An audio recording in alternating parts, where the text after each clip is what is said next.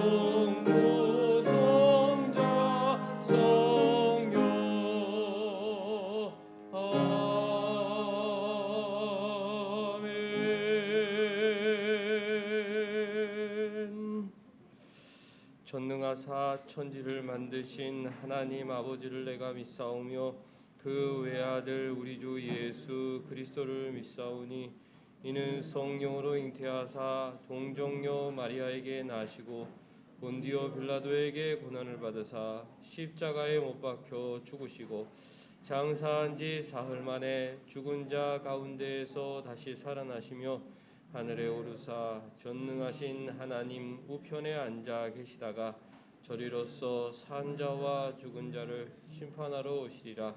성령을 믿사오며 거룩한 공예와 성도가 서로 교통하는 것과 하는 것과 영원히 사는 것을 믿사옵나이다. 아멘.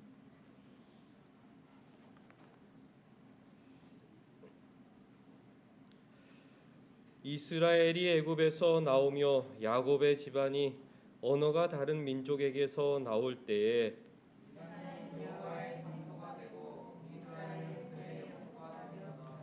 바다가 보고 도망하며 요단은 물러갔으니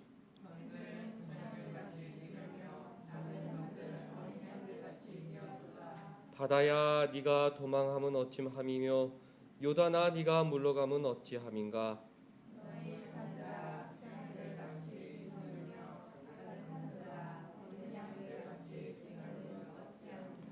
땅이여 너는 주 앞 곧 야곱의 하나님 앞에서 떨지어다. 그가 반석을 쳐서 못물이 되게 하시며 차돌로 샘물이 되게 하셨도다. 아멘.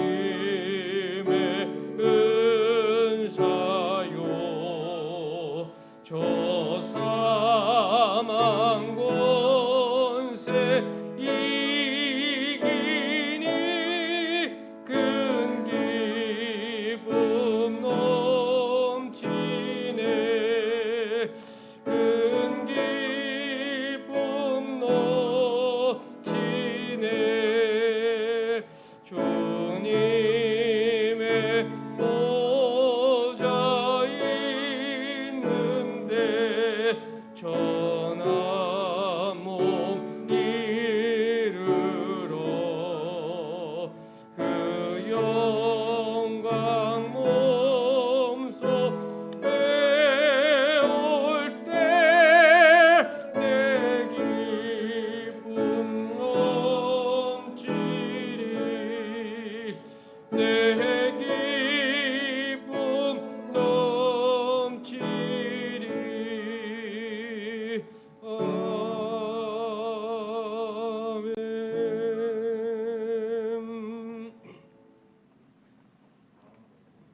한 주간의 삶을 되돌아보는 시간입니다.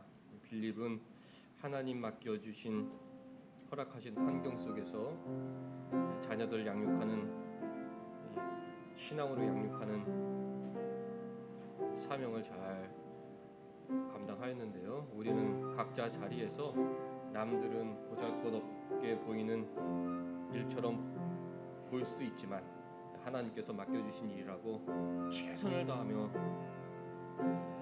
살았는지 우리 한 주간 삶을 돌아보도록 하겠습니다.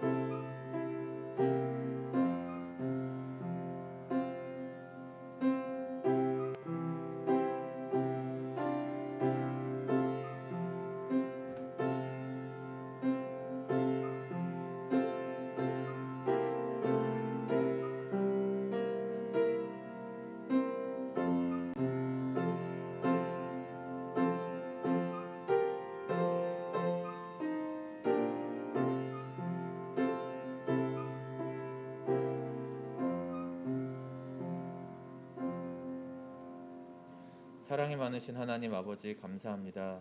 예배할 수 있게 하시고 말씀 들을 수 있게 하시니 감사합니다. 예배를 온라인과 병행하여 드릴 수 있게 하심도 감사드립니다. 온라인을 활용해서라도 예배를 드릴 수 있는 자유를 감사합니다. 이 시간 북녘 땅에 예배할 자유조차 없는 사람들이 있음을 잊지 않게 하시고 우리에게 주어진 예배할 자유를 잃지 않기 위해 우리의 자리에서 우리의 역할을 감당하며 살아가길 원합니다. 아멘. 값없이 주어진 자유가 아님을 깨닫게 하시고 자유를 잃지 않기 위해 성도들이 성도의 모습을 회복하고 기도와 말씀 듣기를 더욱 힘쓸 수 있도록 함께하여 주시옵소서. 아멘. 사랑이 많으신 하나님 아버지, 지난주 빌립처럼 우리는 환경과 말씀을 통해서 주님 말씀을 듣고자 노력하지 않았습니다. 가정에서 자녀들에게 복음 전하는 것을 가볍게 여기기도 하였습니다. 주님 주신 환경 가운데 환경과 다른 여건을 탓하지 않고 최선을 다해 복음을 전하는 삶을 살 수 있기를 원합니다. 항상 우리와 함께하여 주시옵소서. 코로나 바이러스가 한국 사회를 멈춰버리고 있습니다. 믿는 자들이 깨어 말씀에 귀 기울이고 세상 가운데 믿는 자의 삶을 살아가는 온사랑교회 모든 성도 될 수 있도록 함께하여 주시옵소서. 하나님 아버지 예배를 드립니다. 온라인으로도 예배를 드릴 수 있음에 감사합니다. 예배함이 기쁨이 되고 감사함이 되게 하여 주시옵소서. 온라인으로 드리는 예배이더라도 예배에 집중하게 하시고 말씀의 은혜가 동일하게 더하여 주시옵소서. 세상이 급변하고 있습니다. 교회의 모습도 예배의 모습도 변할 수 있을 것이라는 이야기들을 합니다. 열악한 상황 속에서 드릴 수밖에 없는 예배이더라도 우리 성도들이 훈련되게 하시고 예배에 집중하고 말씀에 귀 기울이고 세상에서 빛과 소금의 역할을 감당할 수 있는 우리 모두가 될 수 있도록 함께하여 주시옵소서. 아멘. 사랑이 많으신 하나님 아버지, 예배를 드리는 첫 시간입니다. 우리 가운데 예배가 기쁨의 축제가 되게 하시고 마치는 시간까지 주님 온전히 주장하시어 말씀의 기쁨을 충만히 누리는 우리 모두가 될 수 있도록 함께하여 주시옵소서. 사랑이 많으신 하나님 아버지, 코로나로 건강에 대한 관심이 높아졌지만 오히려 건강에 여러 가지 위협을 느끼게 되는 일들이 많아지고 있습니다. 특히 교회의 이재정 권사님과 윤흥섭 집사님을 비롯한 어른들 건강을 책임져 주시어 건강함으로 이 시기를 이기게 하여 주시옵소서. 하나님 감사합니다. 예배할 수 있게 하심 감사합니다. 주님 주신 환경 가운데 최선을 다해 복음을 전하는 삶을 살게 하여 주시옵소서. 이 모든 말씀 예수 그리스도 이름으로 기도드렸습니다. 아멘.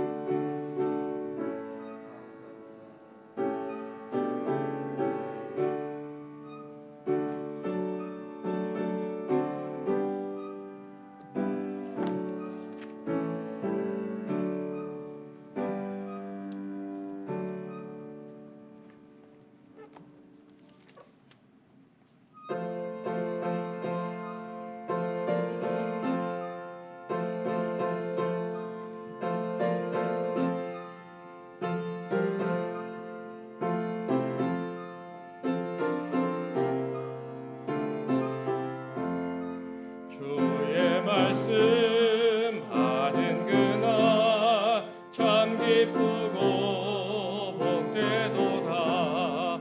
이 기쁜 말 못 이겨서 온 세상에 전하노라. 기쁜 날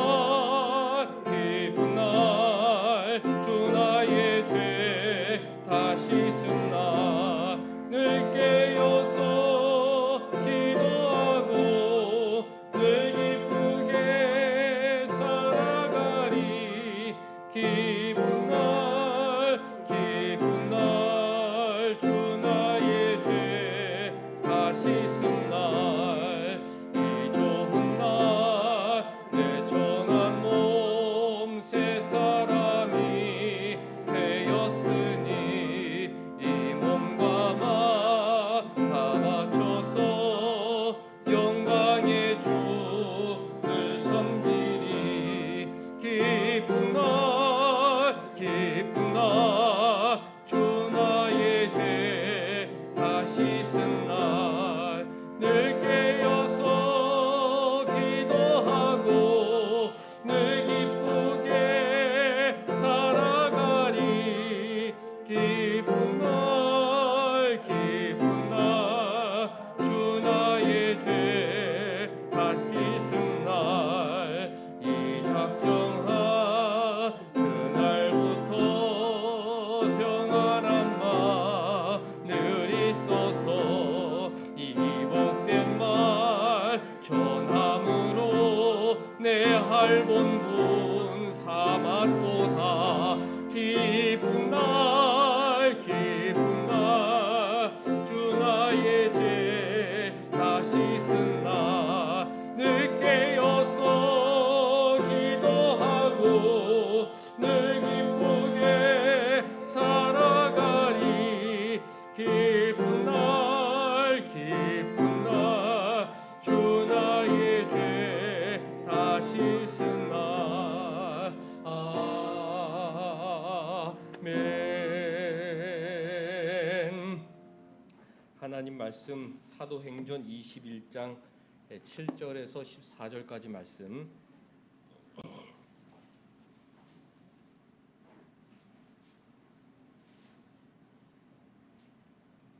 한 절씩 읽겠습니다. 두로를 떠나 항해를 다 마치고 돌레마이에 이르러 형제들에게 안부를 묻고 그들과 함께 하루를 있다가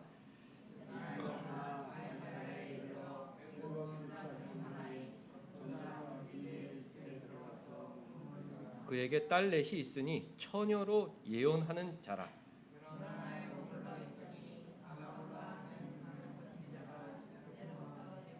우리에게 와서 바울의 띠를 가져다가 자기 수족을 잡아매고 말하기를 성령이 말씀하시되 예루살렘에서 유대인들이 이같이 이 띠 임자를 결박하여 이방인의 손에 넘겨주리라 하거늘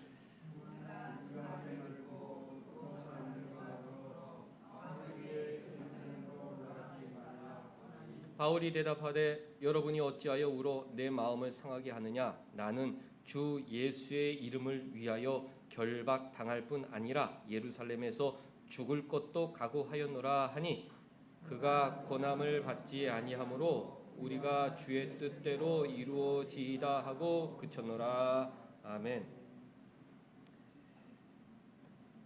21장 9절 말씀 보면 빌립의 내 딸에 대한 말씀이 기록이 되어 있습니다. 성경은 하나님의 감동으로 쓰여진 거룩한 책이며 한 단어도 오류가 없고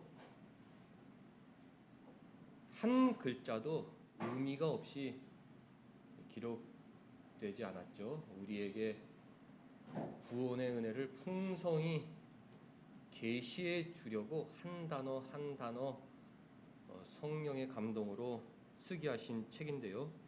왜 사도행전 21장 9절에 빌립의 내 딸에 대한 내용이 기록이 되어 있을까?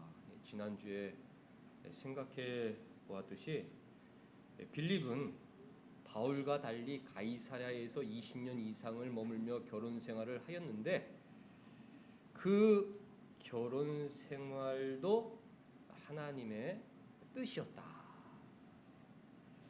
사도 바울은 독신으로 1차, 2차, 3차 전도 여행을 통하여 유럽 대륙의 복음을 전하는 것이 그의 마지막 사명이었다면 빌립도 성령과 지혜와 믿음이 충만하여 그 안에 하나님이 가득하여 주님 사랑이 가득한 하나님의 사람이었고 천민 사마리아 지역의 교회를 세우는 하나님의 큰 일꾼이었지만 그의 마지막 사명은 가정을 지키고 가정 복음화를 위해 애쓰고 그 딸 넷을 교회의 일꾼으로 키워내는 것이었다.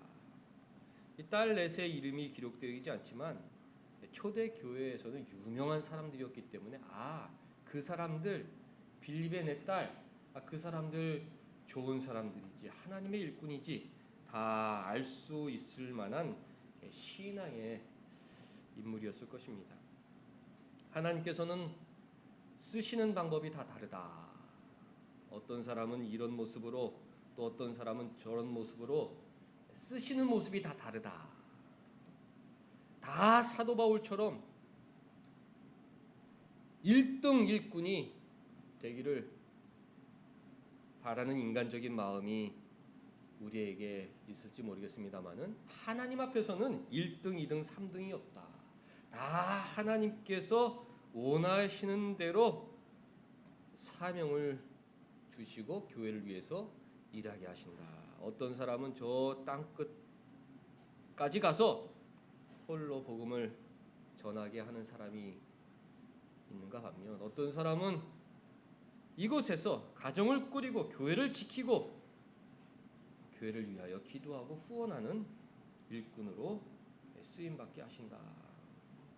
나에게 맡겨주신 사명을 자랑스럽게 여기고 귀하게 여기고 그 처한 환경에서 최선을 다하는 것이 참된 복음 전도자 그리스도인의 모습이라는 것을 빌립 집사 전도자 빌립의 모습을 통해 배울 수 있는 것입니다.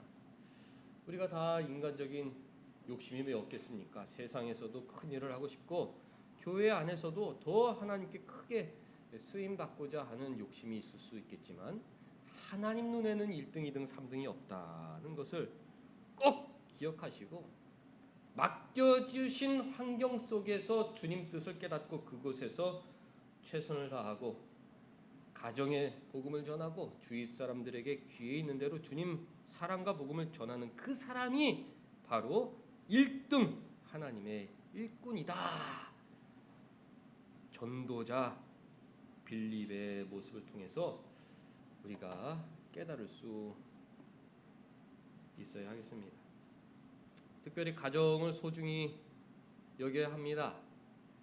하나님께서 가정들을 세워 교회를 이루시기 때문에 믿음의 가정을 꾸린다는 것은 은혜 중에 은혜다. 주변에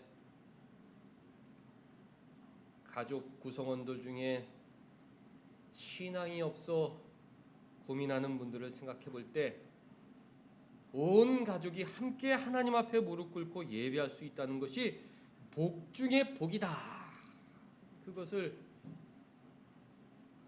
인정하고 최선을 다해 우리의 신앙이 후대에 물려줄 수 있도록, 내가 못다 이룬 신앙의 꽃을 우리 자녀들이 피울 수 있도록 기도하고 후원해야 하는 것입니다. 빌립에 냈고 자라났지만 결국 빌립의 동역자가 되었고 교회의 일꾼으로 쓰임받게 되었듯이 우리 자녀들도 언젠가는 나의 동역자, 교회를 섬기는 나의 동역자, 나를 뛰어넘어 더 훌륭한 신앙의 꽃을 피울 하나님의 일꾼이 될 수 있도록 기회 있을 때마다 바른 신앙, 바른 가치, 바른 생각을 할 수 있도록 인도하는 것이 부모의 역할이다라는 것을 늘 귀하게 여기며 실천해야 합니다. 사도 바울은 가이사랴에서 빌립 집사 집에 머물러 있었는데, 그때 10절 말씀 보면 아가보라 하는 한 선지자가 유대 예루살렘으로부터 올라와 성령의 말씀을 전해줍니다. 하나님의 종들의 모습이죠. 자기 말을 하는 사람이 아니라 하나님의 종들은 하나님 말씀을 그대로 전하는 사람이다. 성경 말씀을 있는 그대로 전해 듣는 성도들 마음을 시원하게, 맞다, 하나님 말씀이지 라고 받아들일 수 있도록 솔직하고 담백하고 정확하게 하나님 말씀을 전하는 사람이 하나님의 종들인데, 아가보라 하는 선지자가 유대 예루살렘으로부터 와서 성령의 말씀을 그대로 전해 주었습니다. 11절 보니까 바울의 띠를 가져다가 자기의 손발을 잡아매고 이렇게 말했는데요. 이 띠 임자를 유대인들이 결박하여 이방인의 손에 넘겨주리라. 그렇게 성령께서 말씀하셨다는 것입니다. 구약의 선지자들은 시청각을 이용해 말씀을 전했죠. 아가보도 더 생생하게 하나님 말씀을 전하기 위하여 바울의 띠를 가져다가 자신의 손발을 꽁꽁 묶고, 자 봐라, 내 발이 이렇게 꽁꽁 묶이지 않았느냐, 이 띠 임자가 바로 예루살렘에서 결박당하게 될 것이고, 유대인들이, 여러분들 유대인들은 누구입니까? 위선자들, 돈만 아는 돈벌레들, 거짓말을 밥 먹듯 하는 선동꾼 사기꾼들인데, 자신의 권력을 지키기 위하여 예수님마저 거짓 증거로 십자가에 못 박혔던 위선자 사기꾼들인데, 그런 자들이 사도 바울도 결박하여 이방인들, 로마 군병들이죠, 로마 군병들에게 넘겨줄 것이다 라는 성령의 말씀을 전해 주었습니다. 사도 바울이 가는 곳곳마다 사람들이 나타나 만류하는 모습들이 성경에 기록이 되어 있다. 12절 말씀 보니까 우리가 그 말을 듣고, 우리라는 사람은 누구겠습니까? 사도행전을 기록했던 누가, 그리고 누가와 함께 바울을 동행하였던 동료들이겠죠. 바울의 동료들조차도 예루살렘에 가지 말라, 예루살렘으로 올라가지 말라 만류하였던 것입니다. 바울의 동료 누가 및 그 동료들도 돌아가는 상황을 보니까 확실하게 사도 바울은 이번에 예루살렘에서 땅의 죽음에 이르겠구나. 그것이 하나님께서 정하신 길이구나라는 것을 알았기 때문에 올라가지 말라고 만류한 것이죠. 그곳 사람들은 누구겠습니까? 그곳 사람들은 전도자 빌립, 예언하는 내 딸, 교회의 지도자들도 아가보가 전해준 성령의 말씀을 듣고 이거 틀림없이 결박당해 죽게 되겠구나라고 생각하고 사도 바울을 만류하였던 것입니다. 어떻게 만류하였느냐? 13절 보니까 바울이 대답하되 여러분이 어찌하여 울어 내 마음을 상하게 하느냐. 가볍게 사도 바울님 올라가지 않으시면 안 됩니까? 가서 죽을 수도 있는데 왜 그 길을 가려고 하는 겁니까? 이렇게 가볍게 만류한 것이 아니라 그의 옷자락을 붙들고 울며 올라가시면 안 됩니다. 간곡하게 울며 만류했다는 것입니다. 젊은 처녀 내 딸이 울며 올라가시면 안 됩니다 라고 만류하였던 것이죠. 밀레도에 있었던 에베소 장로들도 만류하였습니다. 두로에 있는 제자들도 처자들과 함께 나와 무릎을 꿇고 바닷가에서 기도하며 만류하였습니다. 가이사랴에서 빌립의 집에 있던 내 딸과 그곳에 있는 제자들과 그리고 바울의 일행조차 울며 사도 바울의 예루살렘 행을 만류하였습니다. 하나님께서는 왜 곳곳에 하나님의 사람들을 보내어 사도 바울이 예루살렘에서 결박당해 죽을 것을 확실하게 보여주셨을까? 한 번도 아니고 3차례 이상 사도 바울에게 경고해 주셨을까? 그것은 하나님께서 사도 바울을 짐승처럼 도살장에 넘기셨던 것이 아니라 사도 바울에게 충분히 생각할 시간, 앞으로 당할 그 고난을 알려주심으로 기도하며 기쁨으로 순종할 수 있도록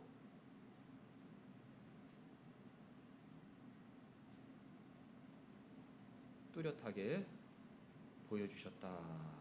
그렇게 생각할 수 있지 않겠습니까? 하나님께서 맡겨주신 사명의 모습들은 다 이와 같습니다. 사명의 특징이 있죠. 죽기보다 싫다는 것입니다. 정말 어렵고 힘든 일이 하나님께서 우리에게 맡겨주신 일이다. 그냥 나의 힘으로 할 수 있는 일, 마음만 먹으면 할 수 있는 일, 그것은 하나님께서 맡겨주신 사명이 아닐 수 있습니다. 정말 하나님께서 나에게 원하시는 일은 예수님께서 십자가 지셨던 것만큼, 사도 바울이 예루살렘에 올라가는 것만큼 죽기보다도 어렵고 주위 사람들이 눈물을 흘리며 만류할 만큼 어렵고 힘든 일이다. 그리고 하나님께서 맡겨주신 사명은 환경과 말씀을 통해 수차례 말씀해 주심으로 이미도 나 자신이 알고 있는 일일 수가 있다는 것입니다. 어린아이들은 자신의 사명을 잘 모를 수 있죠. 성장하면서 하나님께서 내가 이렇게 살아가길 원하시는구나 말씀과 환경을 통해서 배우게 됩니다. 장성한 사람들은 이미도 환경을 통해서 네가 하나님의 사람이라면 이렇게 해야 하지 않겠느냐. 주위 사람들이 아무리 만류할지라도 네가 정말 예수를 구주로 믿는 사람이라면 이렇게 살아가야 하지 않겠느냐. 이미도 수차례 말씀해 주신 예입니다. 하나님과 인격적인 동행을 하는 사람들은 그것이 죽기보다 싫은 힘든 일인 줄 알지만 그럼에도 십자가의 빚진 자로서 그 십자가를 너무도 사랑하기 때문에 주님, 제가 제 자존심 다 내려놓고 주님 기뻐하신 그 길을 걸어가겠나이다. 그렇게 바울처럼 우리 주님처럼 고난의 길, 십자가의 길을 걸어가는 것이죠. 가이사랴에서 누가와 실라와 디모데와 빌립과 예언하는 네 딸과 그 당시 기독교에 내노라 하는 지도자들이 다 사도 바울을 만류하였을 때 마지못해 그렇다면 다음에 가는 것이 좋을 수도 있겠다라고 슬며시 물러설 수 있었겠지만 사도 바울은 스스로 자신의 사명이 무엇인지 확신하였기 때문에 눈물의 만류를 뿌리치고 자기 길을 걸어갔던 것입니다. 우리가 하나님 나라의 일을 할 때 주변 사람들의 만류가 있다. 그러면 그것이 하나님의 뜻과 반대될 수 있겠다는 것도 생각을 해봐야 됩니다. 사람은 인간적인 마음이 있기 때문에 인간적인 사랑이 크다 보면 그 상대방에게 인간적인 조언을 할 수도 있습니다. 베드로가 주님의 십자가 길을 막아서지 않았습니까? 지금 누가가 전도자 빌립이 예언하는 네 딸이 사도 바울의 길을 막아서고 있지 않습니까? 우리가 자녀들을 너무도 사랑한 나머지 자녀들을 좋은 길로 인도한다고 하지만 사실은 그것이 나의 인간적인 지혜일 수가 있다. 그것을 생각하고 조심해야겠죠. 남편이나 아내에게 이 세상에서 정말 가장 사랑하는 사람이기 때문에 내가 그 사람을 위하여 무슨 조언을 하는 것은 내가 너무도 사랑한 나머지 인간적인 조언일 수가 있다. 그것을 생각하며 거듭거듭 하나님 앞에서 기도하고 생각하고 어떤 것이 하나님께서 원하시는 것인지 잘 모를 때는 입을 다물고 하나님께 기도하는 것이 오히려 최선일 수가 있다. 가이사랴의 전도자 빌립 가정의 눈물의 만류를 통해 깨닫게 되는 것입니다. 우리가 무언가 결정할 때 순간적인 감정이나 충동으로 결정해서는 안 된다라는 것도 깨닫게 되죠. 그 젊은 처녀 네 딸이 울면서 만류했을 때 그 감정이 얼마나 뭉클하겠습니까? 조카 같은 딸 같은 빌립의 딸들이 그 앞길을 만류했을 때 잠깐 이 감정의 영향을 받아 충동을 받아 그것을 보류할 수도 있는 상황이었지만 사도 바울은 이성적으로 말씀을 통해 환경을 통해 주님의 뜻을 확신했기 때문에 모든 것을 뒤로하고 고난의 길을 걸어갈 수 있었던 것입니다. 인간적인 감정이나 인간적인 충동에 의한 결심은 오래가지 못하죠. 그래서 우리가 늘 기도하며 주님께 지혜를 구하고 주님께 이유를 묻고 기도를 통하여 동기부여를 받고 그리고 하나님 맡겨주신 사명의 길을 걸어가야 하는 것입니다. 사도 바울이 무엇이라고 대답합니까? 13절 보면 여러분이 어찌하여 울어 내 마음을 상하게 하느냐? 나는 주 예수의 이름을 위하여 결박당할 뿐 아니라 예루살렘에서 죽을 것도 각오하였노라 라는 비장한 신앙의 고백을 합니다. 어찌하여 울어 내 마음을 상하게 하느냐? 나는 결박과 죽음을 각오하였다. 그런 위대한 신앙의 고백을 하죠. 이미 밀레도 에베소 장로들에게 20장 24절에 내가 달려갈 길과 주 예수께 받은 사명 곧 하나님의 은혜의 복음을 증언하는 일을 마치려 하면은 나의 생명조차 조금도 귀한 것으로 여기지 아니하노라라는 뭉클한 유훈을 남겼고, 이번에는 가이사랴에 있는 제자들에게 결박과 죽음을 각오하였다라는 비장한 결심을 알려 주었던 것입니다. 우리가 사도 바울처럼 주님을 사랑해야 된다. 그것이 하나님의 뜻이죠. 정말 나의 목숨조차 조금도 귀한 것으로 여기지 아니하고 죽으면 죽으리라 주 예수의 이름을 위하여 살겠다. 그렇게 일사각오의 마음으로 살아가는 것을 하나님께서 원하신다. 세상 사람들은 자기의 이름을 위하여 자기 명예를 위하여 살아가죠. 단식이라는 것은 목숨을 걸고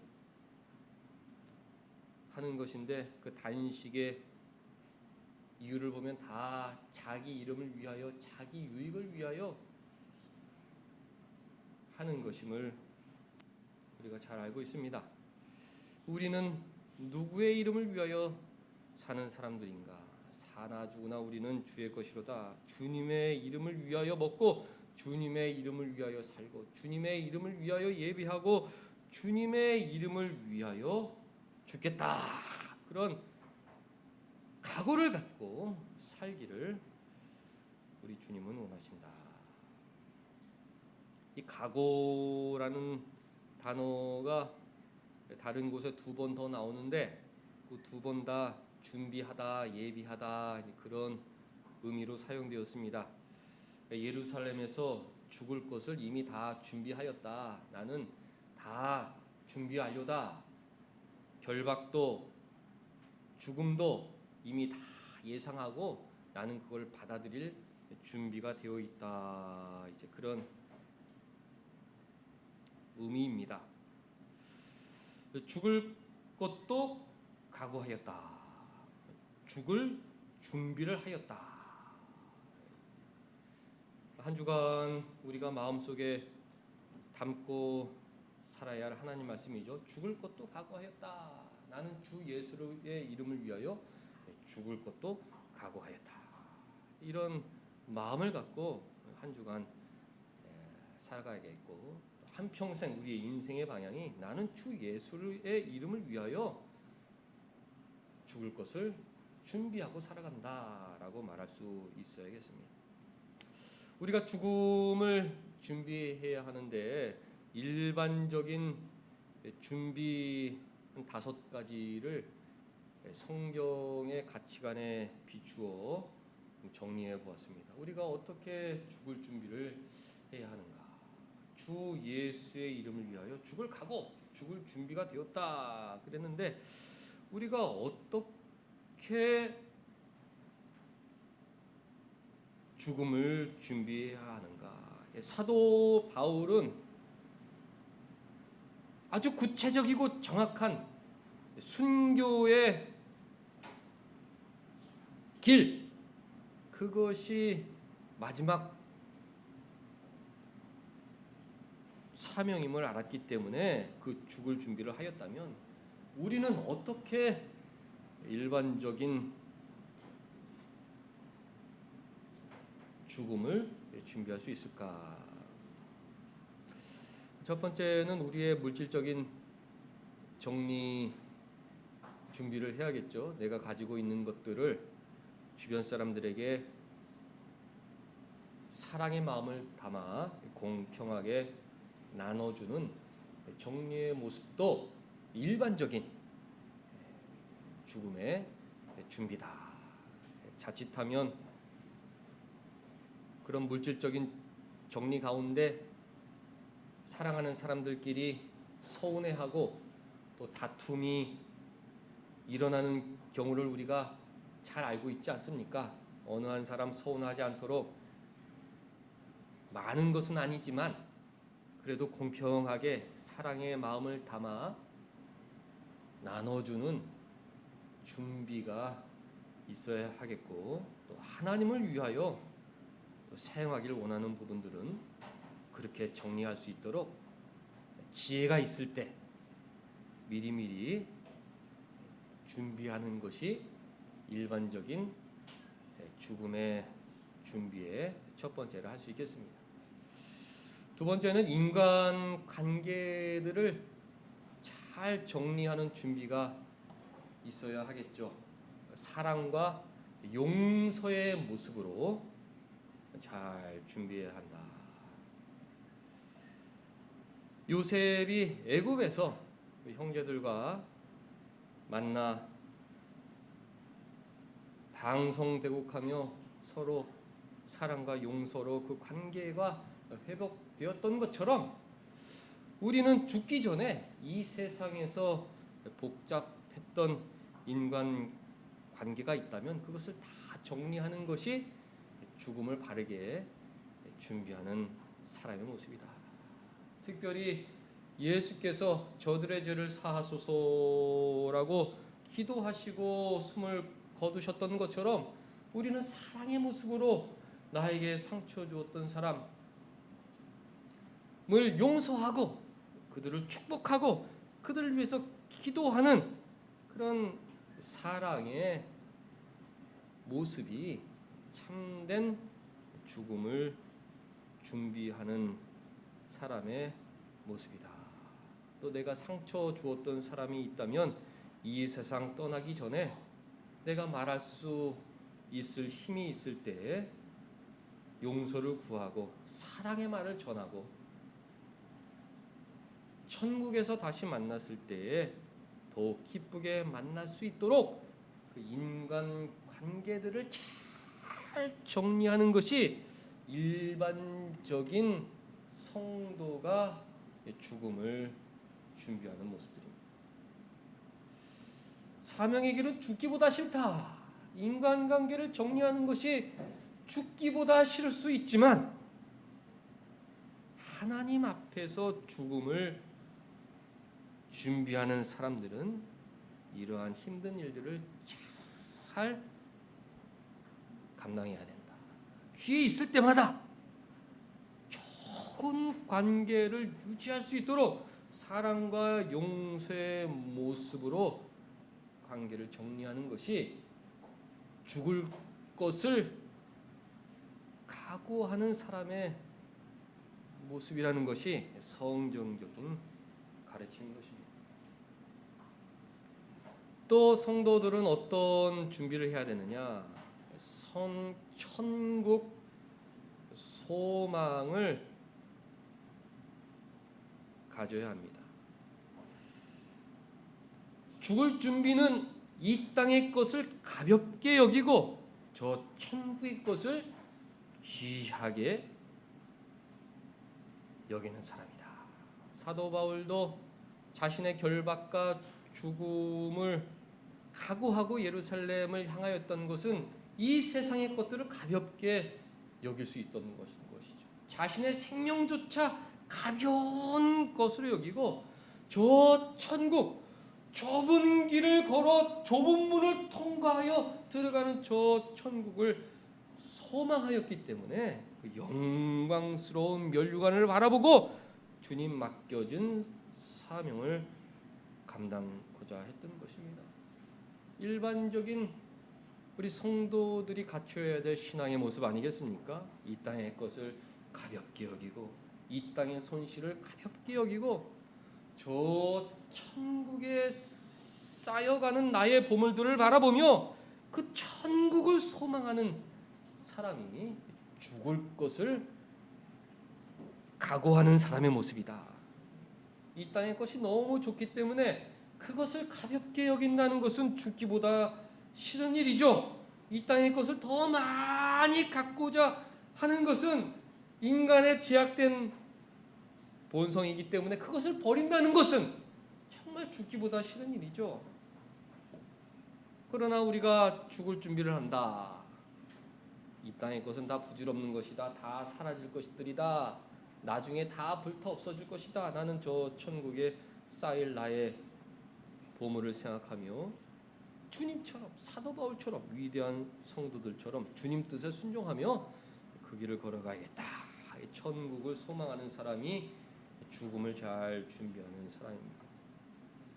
네 번째는 기회 있을 때마다 지난 날의 죄를 고백하고 십자가 죄사함의 은혜를 확신하고 감사하는 신앙의 준비를 해야 하는 것입니다.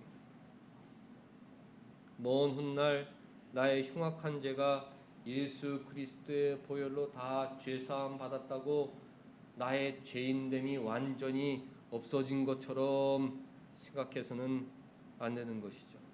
나는 흙으로 돌아갈 뿐이다. 내 이 죄악된 육신은 흙으로 돌아간다. 나는 죄 속에서 태어나 죄 속에서 살다가 죄 가운데 흙으로 돌아가는 보잘것없는 존재다. 이 세상에서 너무도 많은 죄를 짓고 살았지만 예수께서 십자가의 보혈로 용서해 주신 덕분에 내가 이 세상에서 천국을 바라보고 살아간다. 그런 겸손한 신앙의 마음을, 신앙의 모습을 갖추는 것이 죽음을 바로 준비하는 사람의 모습인 것입니다. 마지막으로 우리가 죽을 것도 각오하였노라. 죽음을 준비하고 산다라고 말할 수 있으려면 말씀과 기도, 예배 생활을 더 사랑해야 합니다. 하나님께서 우리에게 구원의 은혜를 주셨죠. 구원의 은혜란 선택해 주신 은혜, 죄 사해 주신 은혜, 영생의 은혜, 천국의 은혜, 이러한 것들이 구원의입니다. 나는 아무것도 하지 않았지만 하나님께서 나를 선택해 주셨고 예수를 통해 나의 죄를 사해 주셨고 하나님의 자녀 삼아 주셨고 저 천국으로 인도해 주시는 것이 바로 구원의 은혜입니다. 그런데 하나님께서 이 구원의 은혜를 우리에게 전달하시는 도구, 수단, 방법을 선물로 주셨죠. 구원의 은혜를 선물로 주셨지만 이 구원의 은혜를 우리에게 전해주시는 그 방법, 수단, 도구까지 선물해 주셨는데 성경은 그것을 말씀과 기도라고 가르쳐 줍니다. 내가 인간관계를 정리하고 싶은데 용기가 없을 때 말씀과 기도를 통해 그 관계를 정리하고 사랑과 용서의 모습으로 나아갈 수 있죠.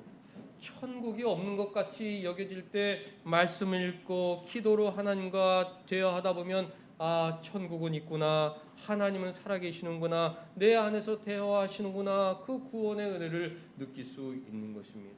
말씀을 통해 내 죄를 깨닫게 되고 아, 이 말씀은 거울이라고 그러더니 말씀을 펴면 내 죄가 보이고 말씀을 등한히 하면 나는 잘난 사람처럼 보이고 말씀을 펴면 나는 흙에 불과한 비천한 사람이고 그것을 깨닫기 때문에 우리는 말씀을 펴고 말씀을 통해 나의 죄인됨을 깨닫고 죄 사함을 확신하는 은혜를 받을 수가 있는 것입니다. 이 땅에서 우리가 하나님의 사람으로 살아가려면 하나님 말씀을 가까이 하고 이 말씀을 붙잡고 하나님과 친구처럼 대화하고 기도하는 수밖에 없다.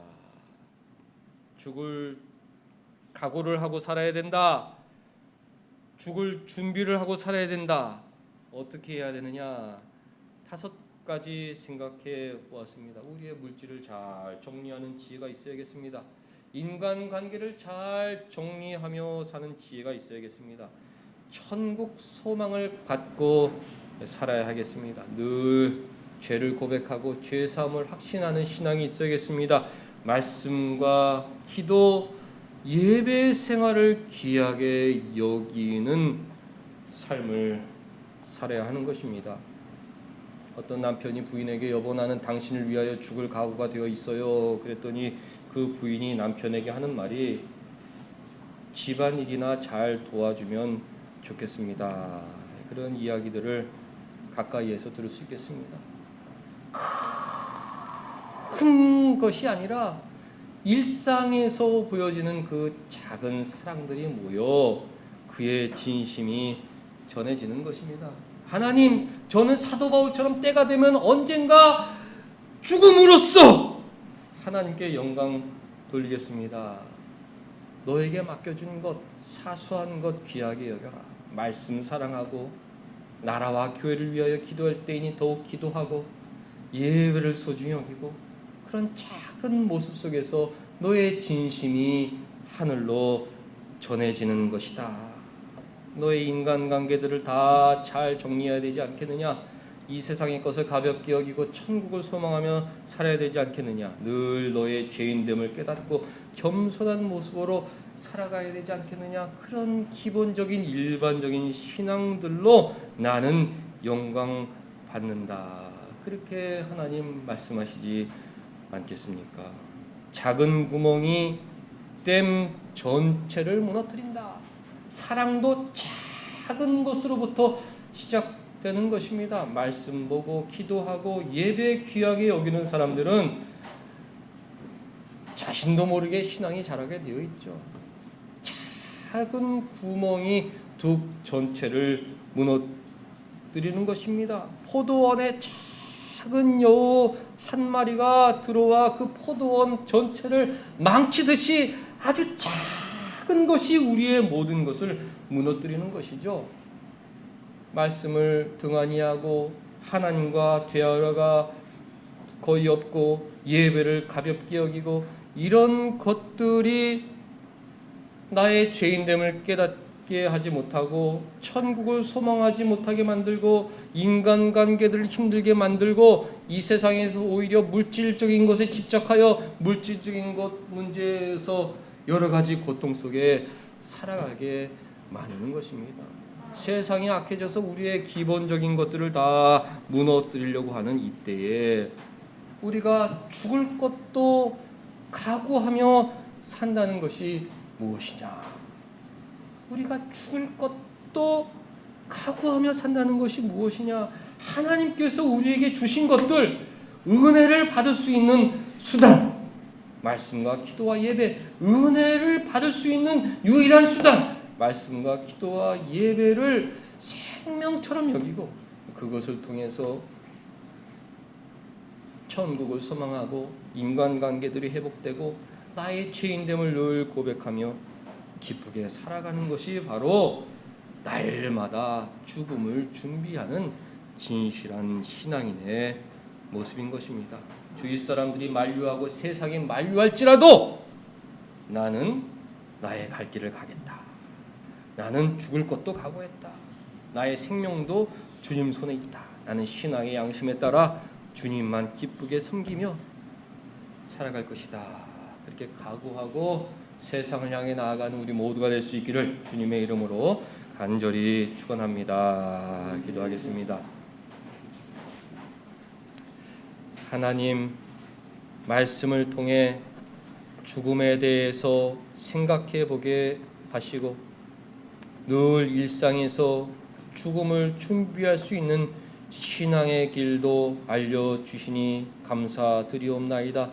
천국을 더 소망하게 하시고 말씀과 기도와 예배로 더 주님과 깊이 동행하여 시간이 있을 때에 기회 있을 때에 이 땅에서 주님의 일꾼으로 쓰임받아 저 천국에 많은 부활을 쌓는 지혜로운 신앙의 삶 살게 하여 주시옵소서. 예수님의 이름으로 기도하옵나이다. 아멘.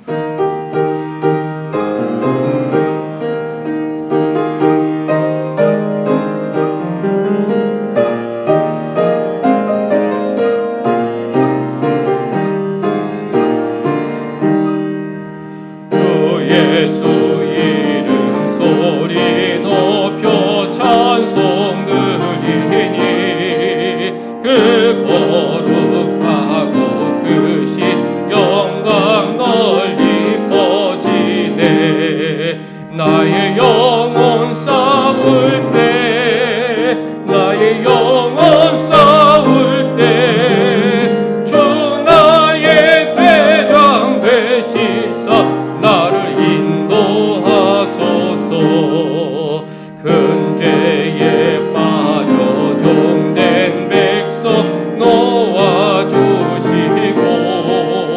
그 영광 나라 백성 되게 하여 줍소서. 나의 영혼 싸울 때 나의 영혼 싸울 때 주 나의 대장 되시사 나를 인도하소서. 내 영의 원수 이길 힘을 누가 주시냐. 그 악한 마귀 정복하니 구주 예수라. 나의 영혼 싸울 때 나의 영혼 싸울 때 주 나의 대장 되시사 나를 인도하소서. 내 사망 고통 면해 주사 새 사람 되고 새 힘을 주사 승리 생활하게 합소서. 나의 영혼 싸울 때 나의 영혼 싸울 때 주 나의 대장 되시사 나를 인도하소서.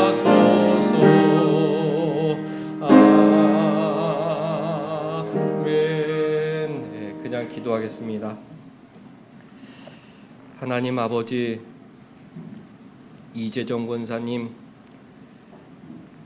윤음서 집사님, 목사님, 사모님 건강을 붙들어 주셔서 교회를 위하여 더 기도하고 수고하는 거룩한 삶 살게 하여 주시옵소서. 이재정 권사님 천국을 소망하며 살게 하여 주시옵고 사도 바울처럼 죽을 것도 각오하였노라라는 신앙으로 아름답게 천국을 준비하는 주님의 귀한 종 되게 하여 주시옵소서. 저희 모두에게 신앙을 더하여 주시옵소서. 말씀과 기도와 예배를 소중히 여기고 그 가운데 주님과의 인격적인 교제를 통해 이 세상을 가볍게 여기고 천국을 소망하며 날마다 매일 죽음을 각오하고 살아가는 예수 그리스도의 제자들이 다 되게 하여 주시옵소서. 주님 주신 은혜 감사하며 귀한 예물 드리오니 기뻐 받아 주시옵소서. 온사랑교회 모든 가정에 이 어려운 시기 속에서도 더 큰 은혜 내려주셔서 마음껏 주님 섬기는 믿음의 가정 다 되게 하여 주시옵소서. 예수님의 이름으로 기도하옵나이다. 아멘. 다 같이 일어나셔서 2장 찬송 부르신 후에 사랑하는 사람들, 죽을 것도 각오하며 살아가는 하나님의 사람 되기를 축복하겠습니다. 성부 성자 성령께 찬송과 영광 돌려보내세. 태초로 지금까지 또 영원 무궁토록 성삼위께 영광 영광. 아멘. 사랑하는 사람들 축복하겠습니다. 하나님 아버지, 말씀과 기도 예배를 귀하게 여기며 늘 주님과 동행하며 천국을 소망하고 자신의 부족한 모습을 깨닫고 조금을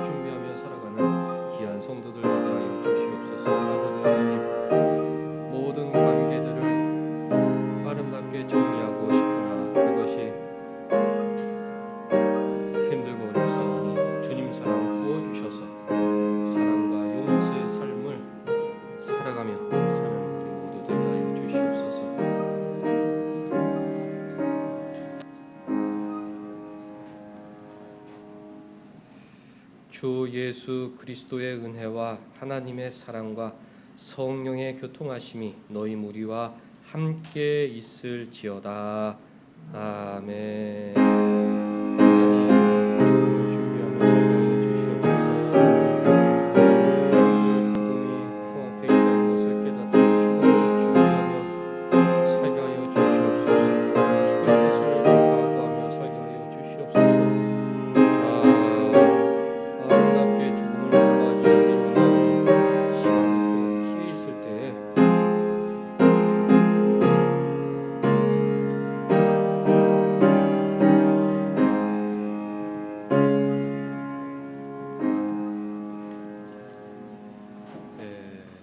앉으셔서 바로 오후 공부 시작하도록 하겠습니다. 교회 소식 좀 전하면요. 3번에 2번 보시면 어제 좀 늦은 저녁에 감리교 서울연회는 다음 주일부터 예배당 문을 연다는 공문을 발송하였습니다. 예배당 닫으라 명령 말라 이런 아주 강한 어조로 공문을 돌렸고요. 그로 인해서 구상권 등 어떤 법적인 조치가 취해지면 감리교 교단 차원에서 대응하겠다 그런 내용의 공문이었고, 토요일 날 보낸 이유는 주보에 반영해서 오늘 감리교회에 광고하라는 거겠죠. 다음 주부터는 현장에서 예배하니까, 예배당 안에서 예배하니까 다 오시라, 철저하게 방역 조치하고 예배당에서 예배하겠다 광고하라는 의미로 지난주에 어제 공문을 발송하였다고 합니다. 근데 저는 목사로서 감리교 참 부럽다, 잘한다 생각하고, 저도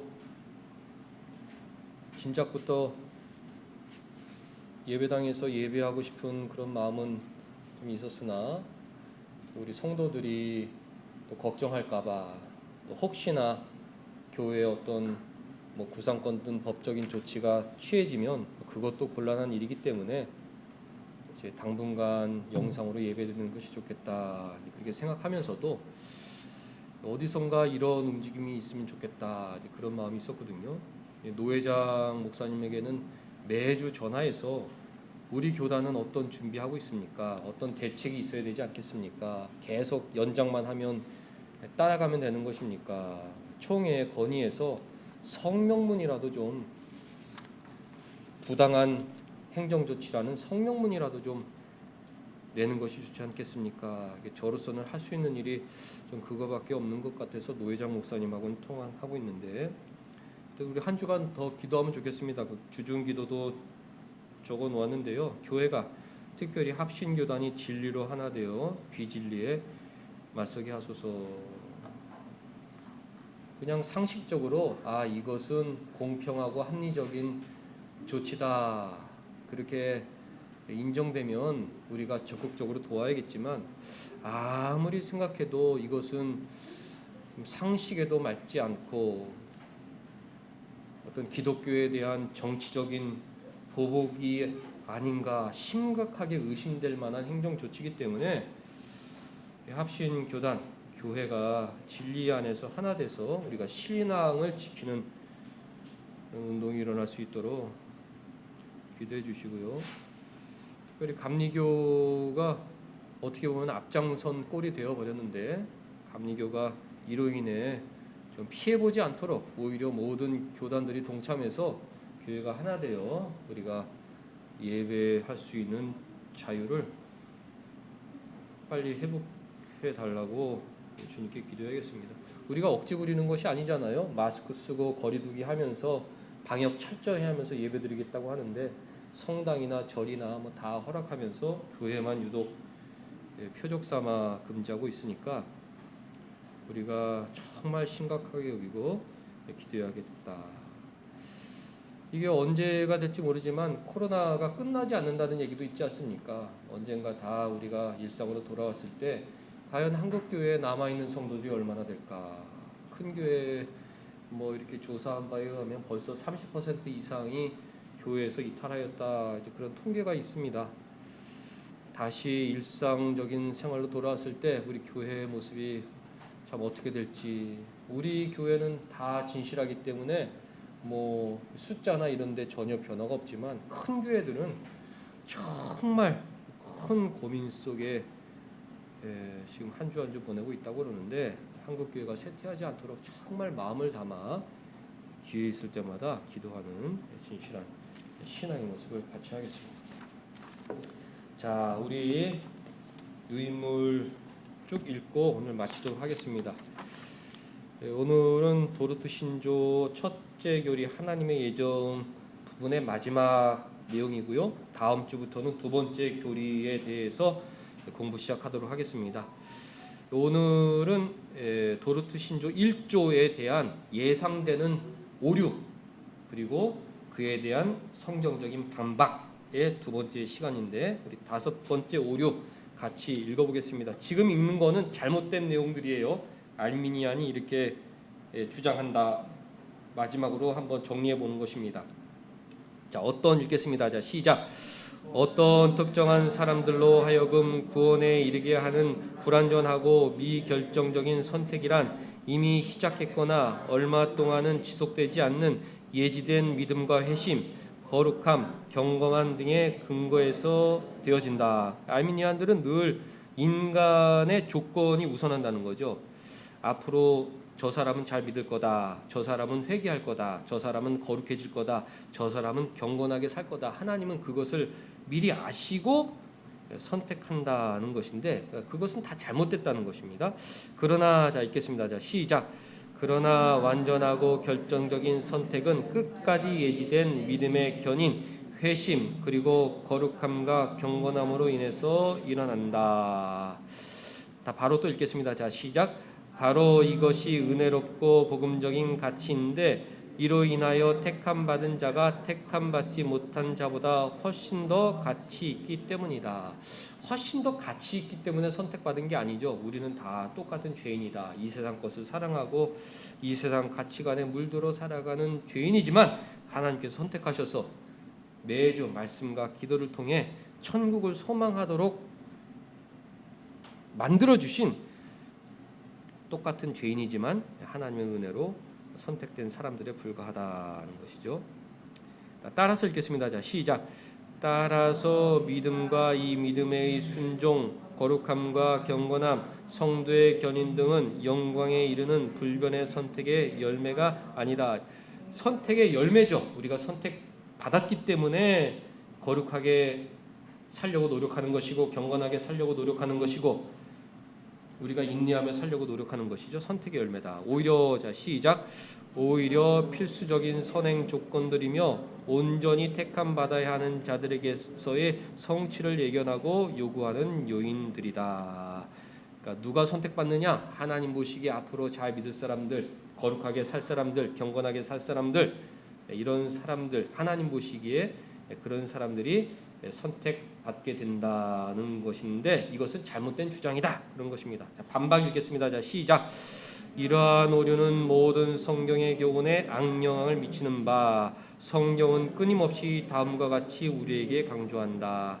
택하심을 따라 되는 하나님의 뜻이 행위로 말미암지 않고 오직 부르시는 이에게로 말미암아 서게 하려 하사, 영생을 주시기로 작정된 자는 다 믿더라. 곧 창세전에 그리스도 안에서 우리를 택하사 우리로 사랑 안에서 그 앞에 거룩하고 흠이 없게 하시려고 너희가 나를 택한 것이 아니요 내가 너희를 택하여 세웠나니, 만일 은혜로 된 것이면 행위로 말미암지 않음이니, 사랑은 여기 있으니 우리가 하나님을 사랑하는 것이 아니요 오직 하나님이 우리를 사랑하사, 하나님께서 사랑하사 우리를 무조건적으로 택하신 것이다. 그것이 성경의 교훈이라는 것입니다. 자, 여섯 번째 오류 읽겠습니다. 자, 시작.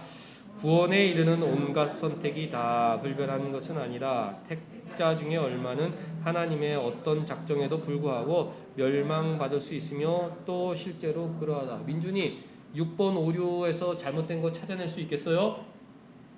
뭐예요?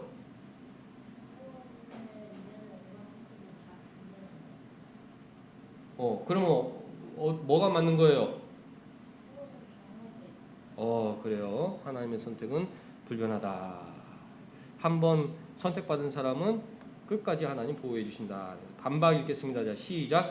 이 엄청난 오류는 하나님을 변덕스러운 분이 되게 하며 신자들이 그들의 선택에 대한 확신으로 얻는 위로를 파괴하고 성경과 상충된다. 택하신 자들도 나를 미혹하게 하리라. 나를 보내신 이의 뜻은 내게 주신 자 중에 내가 하나도 잃어버리지 않고 또 미리 정하신 그들을 또한 부르시고 부르신 그들을 또한 의롭다 하시고 의롭다 하신 그들을 또한 영화롭게 하셨느니라. 하나님께서 선택하신 사람들은 중간에 좀 미흡한 모습이 있을지라도 다 용서하시고 끝까지 천국으로 인도하신다. 그것이 성경의 가르침인 것입니다. 자, 7번째 오류 읽겠습니다. 자, 시작. 이 생에서는 영광에 이르러도 불변적 선택의 열매나 자의식이나 확실성이 없고 다만 가변적이며 불명확한 조건에 근거가 있을 따름이다. 자, 뒤로 넘기셔서 자, 반박 읽겠습니다. 자, 시작. 불확실한 확실성이라고 말하는 자체도 불합리할 뿐만 아니라